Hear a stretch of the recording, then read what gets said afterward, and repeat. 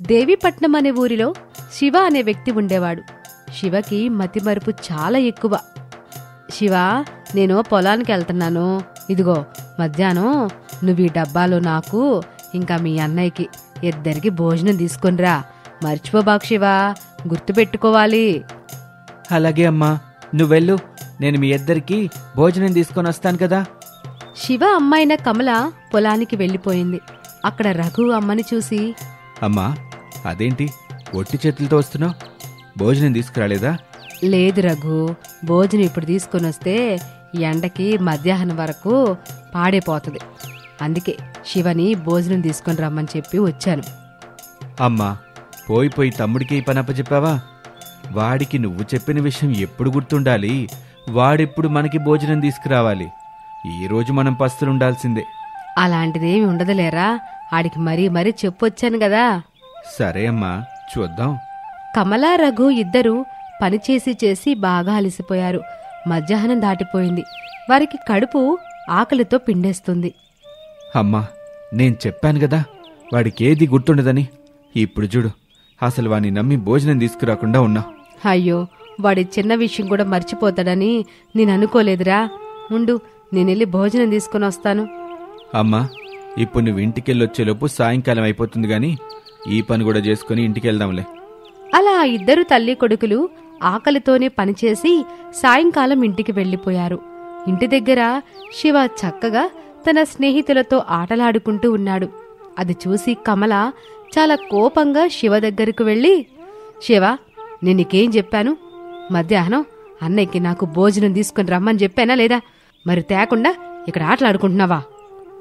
అమ్మా, నాకెప్పుడు చెప్పావు నువ్వు భోజనం తీసుకురమ్మని? చెప్పలేదా అంటూ శివని కొడుతూ ఉంది కమల. శివ ఏడుస్తూ ఉన్నాడు.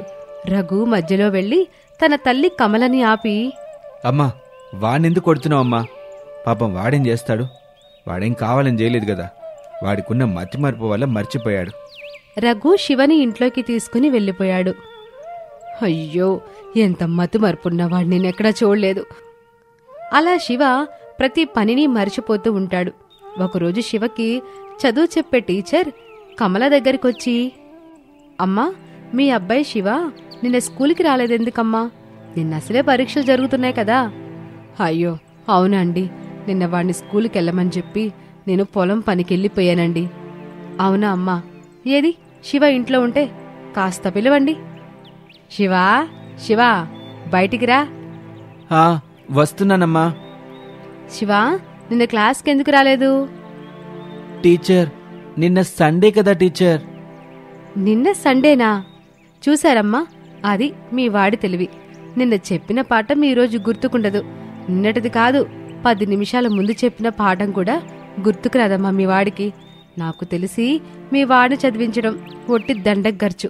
నా మాట విని చదువు మాన్పించండి, కాస్త మీకు ఆ డబ్బులైనా మిగులుతాయి కదా అని చెప్పి ఆ టీచర్ వెళ్ళిపోయాక పాపం కమల చాలా బాధపడిపోయింది. అయ్యో దేవుడా, నేనే పాపం చేశానని నా బిడ్డకి తండ్రి శాపం ఇచ్చావు అంటూ ఏడుస్తూ ఉంది.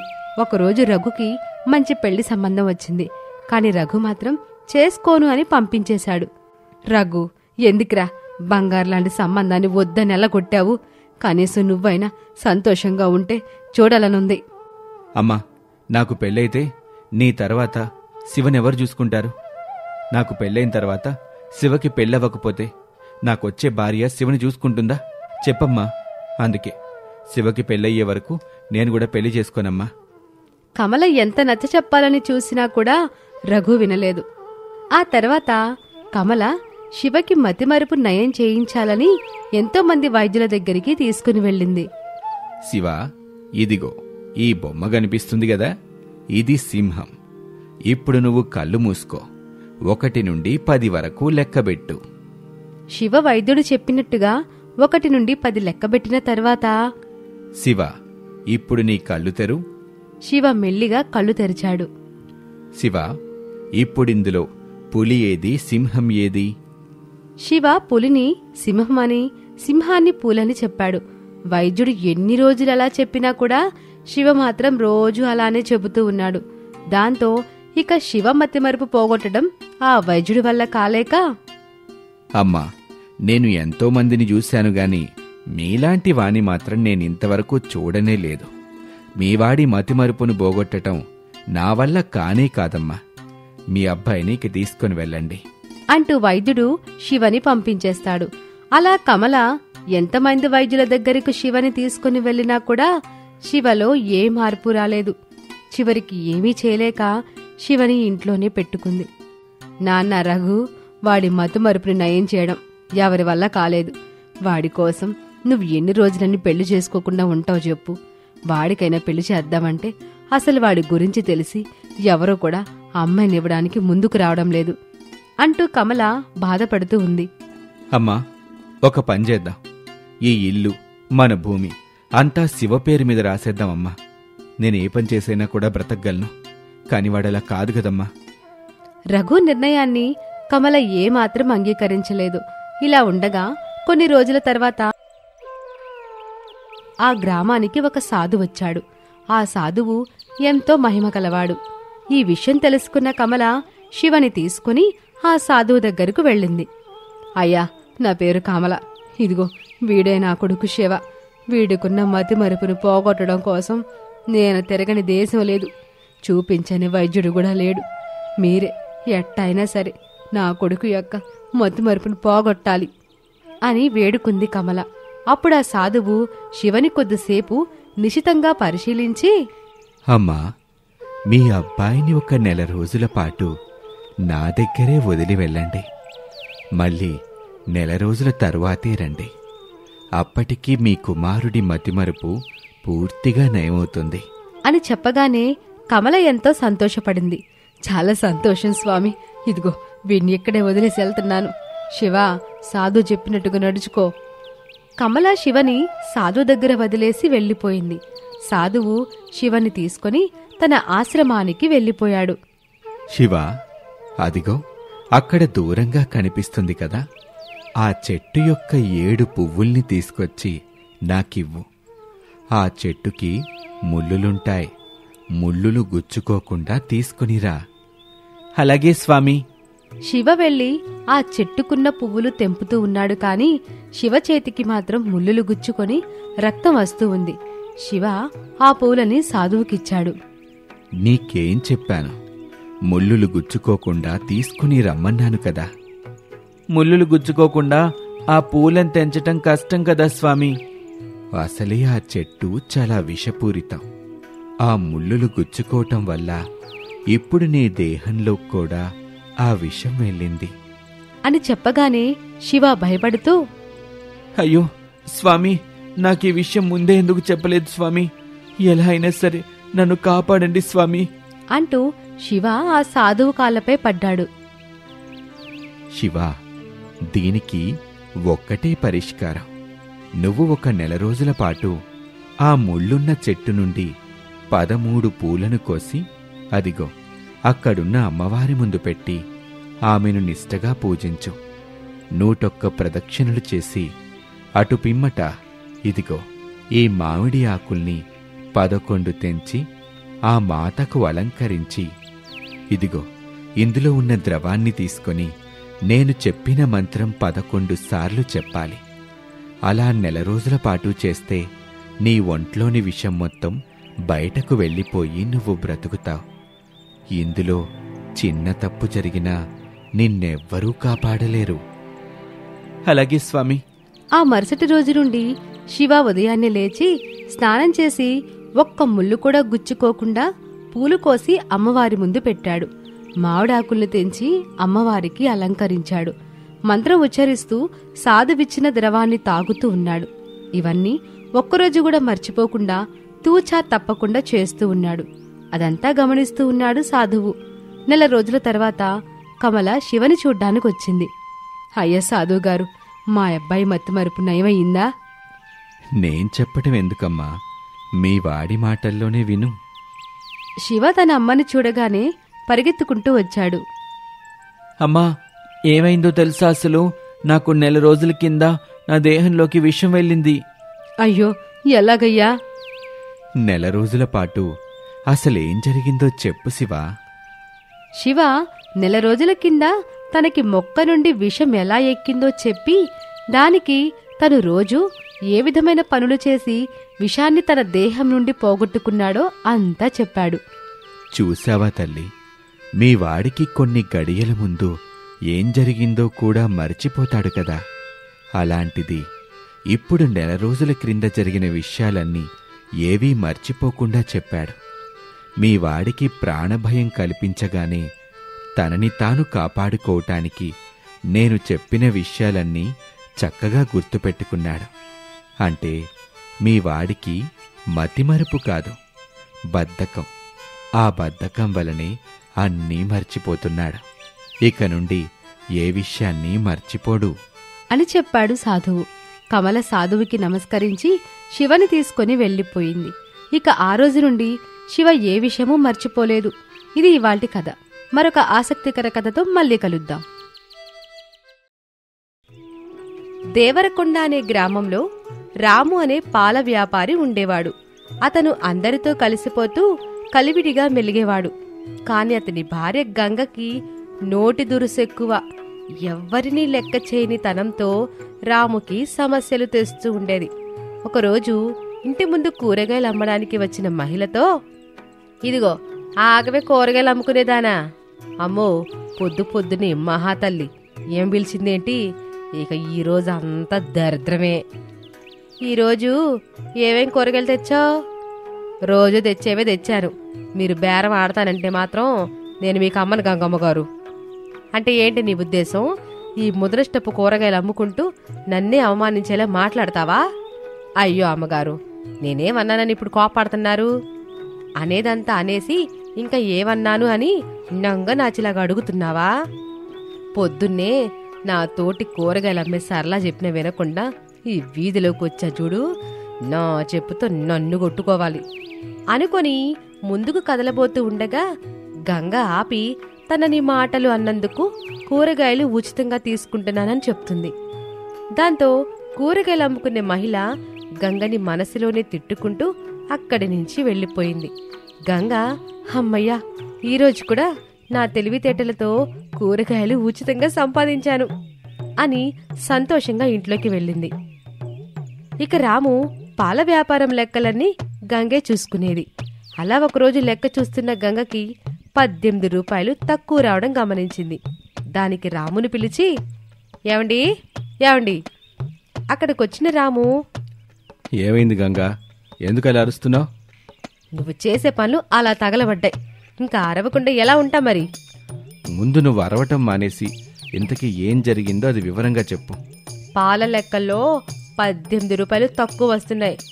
ఏంటి సంగతి? ఓ, దాని గురించా? అదేం లేదులే గంగా. ఆ వైద్యుడు సర్వేశం గారు లేరు, ఈ నెల తన కూతురు పెళ్ళుందని పాల డబ్బులు అరువు పెట్టారు. వచ్చే నెలలో ఇచ్చేస్తారులే. సర్వేశం కోసం అరువు పెట్టావా, లేక ఆయన కూతురు సరస్వతి కోసమా? అనగాని కోపంగా చెయ్యెత్తి కొట్టబోయి ఆగి, గంగా, రోజు రోజుకి నీ నోటికి అద్దు అదుపు లేకుండా పోతుంది. అట్లా ఎట్లా మాట్లాడగలుగుతున్నావు? అసలే పాప మా పెద్దాయన కష్టాల్లో ఉన్నాడని అరువు పెట్టాడు, అంతేగాని వేరే దురుద్దేశంతో కాదు. దాంతో గట్టిగా అరవడం మొదలుపెట్టిన గంగ, ఓలమ్మో, నా మొగుడు పరాయి ఆడదానికోసం నన్ను కొట్టి చంపేస్తున్నాడు, నేనెట్లా బ్రతకాలింకా అని అరవడం మొదలు పెట్టడంతో అటుగా వెళ్తున్న ఉపాధ్యాయుడు గారు అక్కడికి వచ్చారు. గంగా నోటి దురుసు గురించి తెలిసిన ఉపాధ్యాయులు గారు కూడా అక్కడ జరుగుతున్న గొడవని అర్థం చేసుకుని గంగతో, చూడమ్మా గంగా, నువ్విలా చేయటం మంచి పద్ధతి కాదు. నువ్వు అనుకుంటున్నట్టు రాము ఎప్పుడు పరాయి స్త్రీని చూడ్డమ్మా అనగానే ఆ మాటలు విన్న గంగ, నీకేం తెలుసని మాట్లాడుతున్నావు పంతులు? వెళ్ళి పాఠాలు పిల్లలకు చెప్పుకో, నాకు కాదు అనగానే అవమానంగా భావించిన ఉపాధ్యాయుడు, చూడు రాము, వినేవాళ్ళకి ఏమైనా చెప్పొచ్చు, కానీ నీ భార్యలా నోరేసుకొని పడితే ఇంకేం చెప్పగలం అంటూ బాధపడుతూ అక్కడి నుండి వెళ్ళిపోయాడు. ఉపాధ్యాయుడితో పాటే గంగతో వాదించడం వృధా అని రాము కూడా అక్కడి నుంచి వెళ్ళిపోయాడు. గంగ వైద్యుడి గారిని ఇబ్బంది పెట్టబోతుందని ఆలోచించిన ఉపాధ్యాయుడు జమీందారు గారింటికెళ్ళి, అయ్యా నమస్కారం. నమస్కారం ఉపాధ్యాయుడు గారు, ఏంటి ఇలా వచ్చారు?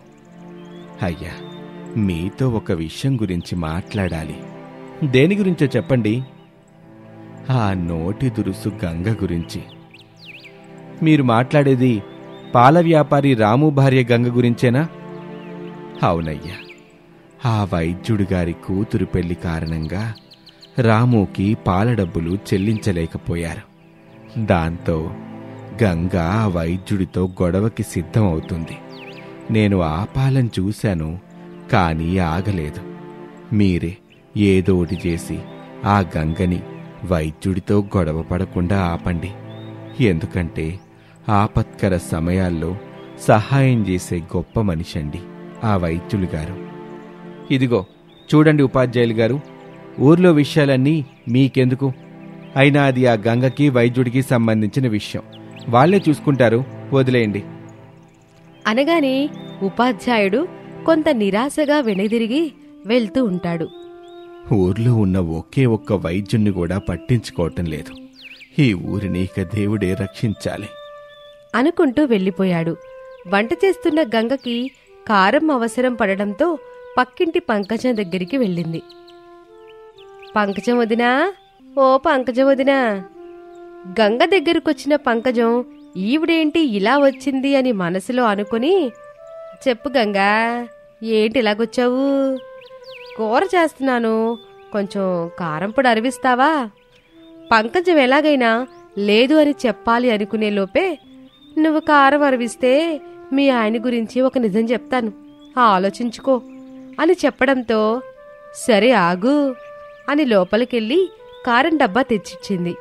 వాస్తవానికి పంకజం భర్త ఏ తప్పు చేయకపోయినా గంగ తన పని పూర్తి చేసుకోవడానికి పంకజం భర్త వేరే అమ్మాయితో పక్కూర్లో తిరుగుతూ కనిపించాడని చెప్పి అక్కడి నుంచి వచ్చేస్తుంది. అలా చూస్తూ ఉండగానే నెల రోజులు గడిచిపోయాయి.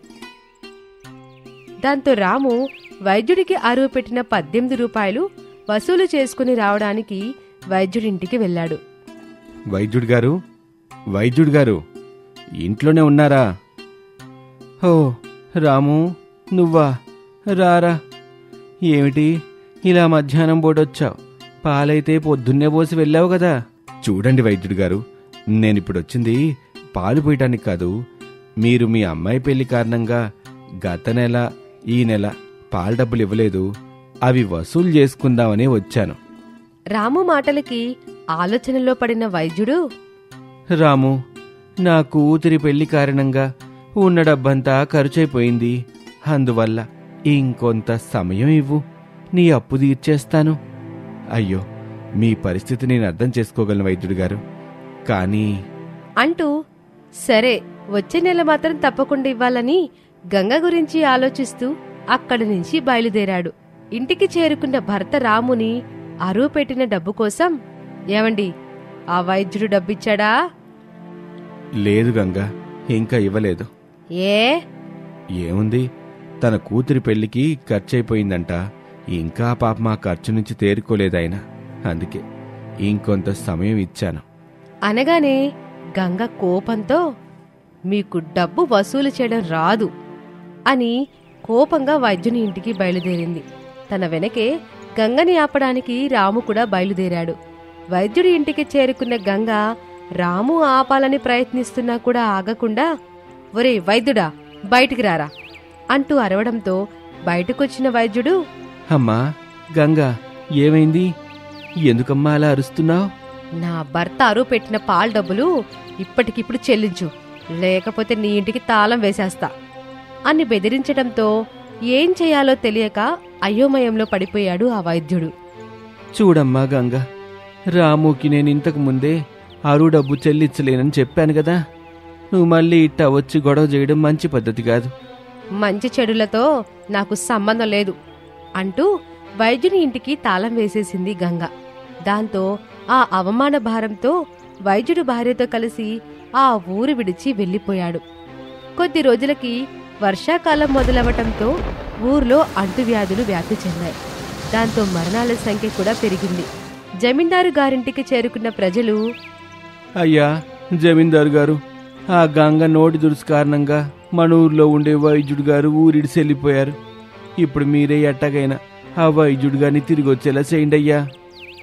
జమీందారు ఉపాధ్యాయుడు వచ్చి వైద్యుడి గురించి చెప్పినప్పుడు పట్టించుకోలేదు అని మనసులో చింతించి పైకి ప్రజలతో, చూడండి ప్రజలారా, ఇది గంగ ఒక్కతే చేసిన తప్పు కాదు, మనమంతా కలిసి చేసిన తప్పు. ఆ రోజు గంగ వైద్యుడి గారింటికి తాళం వేస్తుంటే మనలో ఎవరైనా అడ్డుపడితే ఈ పరిస్థితి వచ్చుండేది కాదు. లోకంలో అన్ని వృత్తుల కన్నా వైద్య వృత్తి సర్వోన్నతమైంది. అంచేత వైద్యుల్ని ఎప్పుడూ బాధ పెట్టకూడదు అని చెప్పి పక్కనే ఉన్న పనివాడికి వైద్యుడిని సాయంత్రంలోగా తన దగ్గరికి తీసుకురావాలని చెప్పి ప్రజలని వెనక్కి పంపించేస్తాడు.